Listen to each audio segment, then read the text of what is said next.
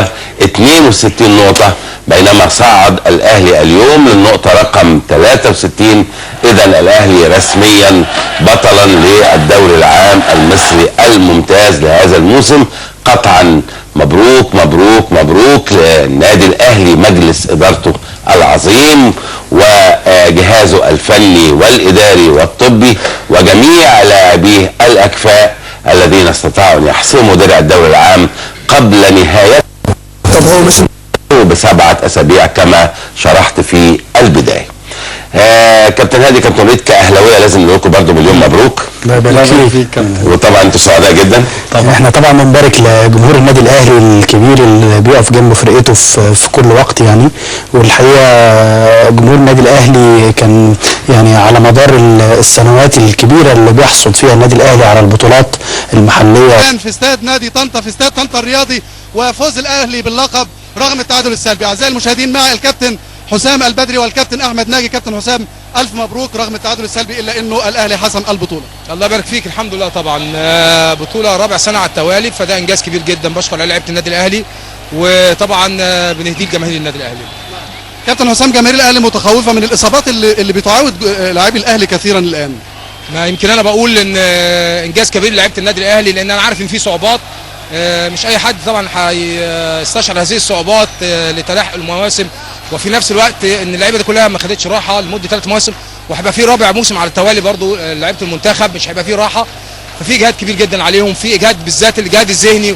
ويمكن بتشوفوا بعض الماتشات دلوقتي بتحس ان في يعني الاجهاد الذهني بيأثر على الدوافع شويه عند لعيبه النادي الاهلي، وبنشوف المتغيرات ما بين المباراه نفسها، ما بين شوط وشوط، ده كله بتأثر زي ما بقول بجهاد الذهن. يعني اول ما اللعيبه بتستسهل العمليه شويه بيبقى في زهق عندهم، وفي نفس الوقت ما بتحس بخطوره المباراه او باهميه المكسب. بنشوف في تغير في الاداء ما بين شوط وشوط تاني، وده يمكن نشوفه النهارده وشفناه في اكتر من مباراه.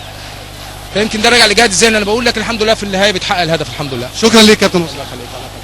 اعزائي المشاهدين، مع ايضا الكابتن احمد ناجي مدرب حراس مرمى النادي الاهلي.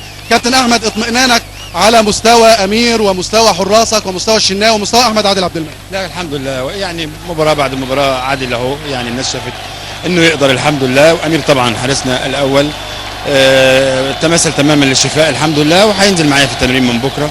الامور كويسه وحراس مرمى النادي الاهلي بخير. طبعا بنلتمس العذر ان الاداء العصبي للفرقه والاداء العصبي عشان الدوري طبعا يعني بيبقى ليه بعض الاثر على يعني النيرف بتاع الولاد الصغيرين بالذات.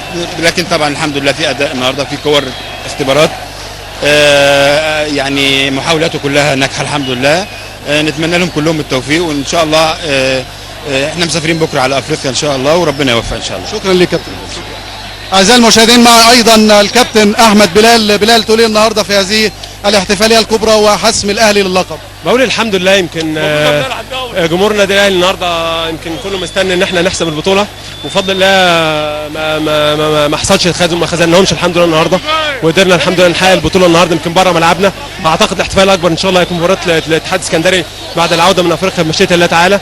جمهور النهارده زي ما انت شايف يعني يمكن بيلعب في بلديه المحله وفي في ملعب البلديه، ولكن يمكن 99% من الجمهور لحد النهارده جمهور النادي الاهلي. عايز اقول مبروك ليهم كلهم، ببارك لهم على الفوز بالبطوله، وببارك لينا ولاسرتنا، وببارك للنادي الاهلي الحمد لله. شكرا لك. اسلام الشاطر نجم النادي الاهلي، فوز بالبطوله رغم التعادل السلبي النهارده، الا انه الاهلي حسم الامر. الحمد لله والشكر لله. طبعا بطوله رابعه في خلال 4 مرات ورا بعض، 4 سنين ورا بعض، دي حلاوتها. ان شاء الله ربنا يكرمنا ان شاء الله. عندنا بطوله افريقيا، بنقول لجمهورنا ان احنا ان شاء الله الفتره الجايه هنظهر بمستوانا احسن ان شاء الله. بعض اللعيبه هتستريح، وبقيه الناس هتؤدي دورها ان شاء الله خلال المباريات اللي جايه. نتمنى يا رب انها تكون حاجه ونسعد بيها جمهورنا، اللي انا بحييه الحقيقه، وده احلى حاجه في الدنيا ان اسعاد الجمهور يعني. شكرا لك. عفوا، الله يخليك. اعزائي المشاهدين، يعني احتفاليه كبرى النهارده بيقيمها جمهور النادي الاهلي. على كل يمكن ان نعاود الظهور مره اخرى زميلي احمد جمال، لكن الان العوده اليك والى الاستوديو. احمد، احساسك وانت تجد نفسك مره واحده كده من زي ما بيقولوا من الدار للنار، حارس مرمى النادي الاهلي بكل تاريخه وكل انجازاته وحجمه الرياضي على المستوى القاره كلها. بص هقول لك حاجه، هو موقف صعب، بس انا لو مش معايا مدرب زي الكابتن احمد ناجي اكيد هيبقى اصعب. يعني الحمد لله كابتن ناجي طبعا عاملني نفسيا اكتر من فنيا او بدنيا او التمرين. طبعا عاملني يعني ناحيه النفسيا، وقاعد يهيئني نفسيا قبل ماتش الاسماعيلي وقبل ماتش البلديه، وكلامه مستر مانويل وقال لي ما فيش مشكله خالص، حتى لو يعني مستر مانويل قال لي الجمله دي بالظبط، قال لي حتى لو دخل فيك 30 جون ما فيش مشكله بالنسبه لي، ما فيش مشكله بالنسبه لي، انا واثق فيك وبديك كل الثقه، وانا مش بختبرك الماتش ده، مش بختبرك فيه، بالعكس انا عارف امكانياتك، ولو انا مش عارف امكانياتك انا ما كنتش قيدتك افريقيا وما كنتش وثقت فيك العبك ماتش اسماعيلي. شكرا ليك يا احمد وبالتوفيق. شكرا. اعزائي المشاهدين، معي ايضا المهندس محمود الشامي. باشمهندس، نقطه غاليه وما كانش فيه داعي لاي ضجه تثار. لا والله بالعكس، الضجه ديت كانت اساس، احنا كان بالعكس الاداء ده والمنظر ده لو كان على ملعبك، لو كنت بتفرح جماهيرك وتحتفل بالاهلي ببطوله الدوري، كنت حسيت بمدى اهميه وجود المباراه دي على ملعب غزل المحله. لو كنت في المحله وشايف في كل بيت امن مركزي وناس خايفه تطلع وناس خايفه تيجي تشتري وناس خايفه تبيع، وكان الماتش ده هيخلص كل الحاجه. كنت اتمنى ان يكون ده في ملعبي، كنت اتمنى ان يكون ده في بلدي، واتمنى ان الناس تفرح بالنادي الاهلي ببطوله الدوري جوه مدينتي، ويبقى انا اديت رساله. عايزك تصدقني القول في هذا السؤال. تمام؟ الكابتن محمد صلاح كان ينوي تقديم استقالته، صحة هذه المقولة؟ والله انا بقول قدام الناس كلها، لا يمكن ده جواه في نيه معينه، لكن لا تفريط في الكابتن صلاح مهما كانت النتائج.